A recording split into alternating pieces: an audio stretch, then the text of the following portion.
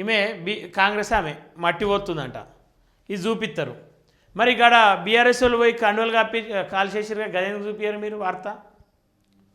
నమస్తే తెలంగాణ గుమస్తా తెలంగాణ అని చెప్పినట్టుగా నిజంగానే మారింది. నమస్తే తెలంగాణకు వార్తల పైన తెలంగాణ పైన ఒక మంచి అభిప్రాయం ఉన్నా, నమ్మకం ఉన్నా, వార్తలను వార్తలుగా రాసేటువంటి దమ్మున్నా, లేదంటే భజన చేస్తూ ఉన్నామన్న ఇది నమస్తే తెలంగాణ కాదు, భజన తెలంగాణ పేపర్ ఇదంతా కూడా, బీఆర్ఎస్ భజన పేపర్ ఇదంతా కూడా. ఎందుకంటే వార్త అన్నీ చూపించాలి. మన V6 అయినా ఉండు, కాంగ్రెస్ అయినా, ఆయన బీజేపీని చూపిస్తుండు, బీఆర్ఎస్ని చూపిస్తుండు, కాంగ్రెస్ని చూపిస్తుండు. అట్లా ఉండాలి కదా వార్త అంటే.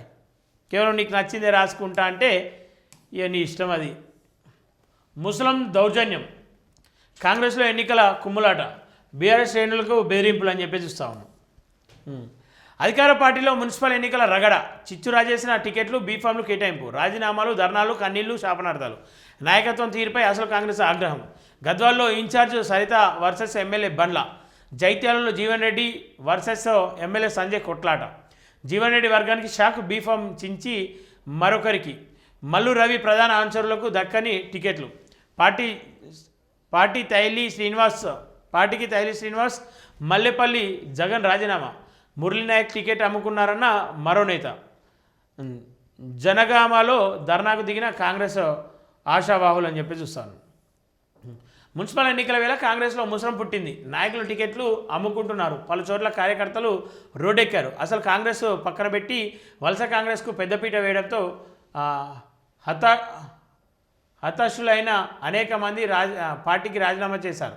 మరోవైపు పంచాయతీ ఎన్నికల ప్రజా తీర్పు తర్వాత కూడా తీరు మారని కాంగ్రెస్ బీఆర్ఎస్పై దౌర్జన్యానికి తెగబడుతున్నారు.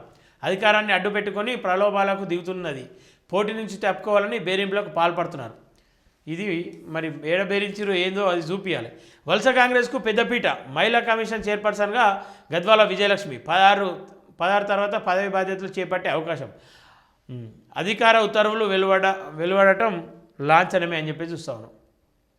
పంచాయతీ ఫలితాల్లోనూ తీర్మారని కాంగ్రెస్, మున్సిపల్ ఎన్నికల్లో అరాచకాండ కొనసాగింపు, బరిలో నిలబడి తలబడలేక అధికార దుర్వినియోగం, పలు చోట్ల బీఆర్ఎస్ అభ్యర్థులను కిడ్నాప్, బెదిరింపులు, నామినేషన్లు ఉపసంహరించుకోవాలంటూ ఒత్తిళ్లు, కాంగ్రెస్ నాయకుల బెదిరింపులపై బీఆర్ఎస్ ఆగ్రహం, కోరల్లో బీఆర్ఎస్ అభ్యర్థిని కిడ్నాప్ చేసిన గుండాలు, చౌటుప్పల్ గుట్టల్లోనూ అధికార పార్టీ ఆగడాలు, వికారాబాద్లో బీఆర్ఎస్ విజేతకు కాంగ్రెస్ కండువా, సొంత జిల్లాలో సీఎంకు షాక్, బోని కొట్టిన బీఆర్ఎస్, అలంపూర్ మున్సిపాలిటీలో 10వ వార్డు ఏకగ్రీవం అని చెప్పి చూస్తా ఉన్నాం. మరి ఇక్కడ బీఆర్ఎస్ బీజేపీ కాంగ్రెస్ రెండింటి పరిస్థితి సేమ్ ఉన్నాయి. ఇద్దరు దొంగలే ఇద్దరు పనికి అంతే ఉంది, ఇద్దరు పరిస్థితికి అంతే ఉంది. ఇలా కాంగ్రెస్ టికెట్లు నమ్మిన వాళ్ళకి ఇవ్వలే, ఇలా బీఆర్ఎస్ కూడా అదే పరిస్థితి ఉంది. ఇలా నాకు టికెట్ కావాలి, నేను పార్టీని నమ్ముకొని ఉన్నా, కష్టకాలంలో పార్టీతో ఉన్నా, ఇప్పుడన్నా టికెట్లు ఇయ్యరని చెప్పేసి, అంటే పార్టీ అధికారంలోకి వచ్చిందని చెప్పేసి వలస వచ్చిన నాయకులకు టికెట్లు ఇస్తూ ఉన్నారు ఈ దొంగలు. అందులో అర్థం చేసుకోలేదు. మీ పార్టీకి ఎట్లా బుద్ధి చెప్పుకోనో మీరు చూసుకోరు వాస్తవానికి. బీఆర్ఎస్ ఏకంగా ఎమ్మెల్యే ఇంటికి పోయి కండువలు కప్పేసి కాలు పెట్టిరు, బ్రోచర్లు కాలు పెట్టిరు.